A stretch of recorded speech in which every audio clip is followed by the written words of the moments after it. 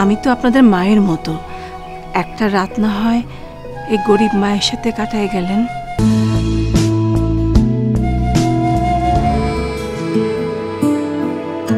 যাকে ভালোবাসি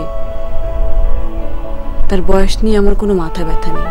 এই মেয়ে কেমন ডেসপারেট হয়ে গেছে দেখেছিস? ওদের কারণে আমি জীবনে অনেক কিছু থেকে বঞ্চিত হয়েছি। বিধাতা আমার সাথে এমনই এক উপহাস করলো যে আমার জাহিদকে আমার কাছ থেকে চিরদিনের মতো কেড়ে নিয়ে গেল। আপনি সব গরিবরে এক পাল্লায় ফেলতেছেন কেন? কারণ আমি যার সাথে কথা বলছি সে নাকি তার প্রথম সন্তানকে টাকার জন্য একজন বড়লোকের কাছে মাত্র 50,000 টাকা বিক্রি করে দিয়েছিল। না না, মিথ্যে কথা, মিথ্যে কথা। তুমি এখানে কেন আসো মা? গল্প করতে আসো? এতটুকু একটা কাজ দেই তোমাকে, সেটাও তুমি করতে না পারলে আমার সাথে আসা কোনো দরকার নেই তোমার।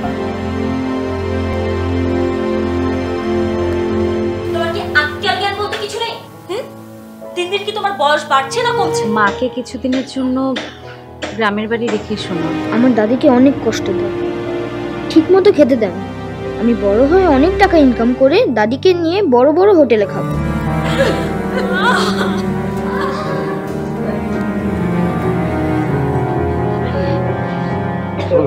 মাফ করে দিও মা।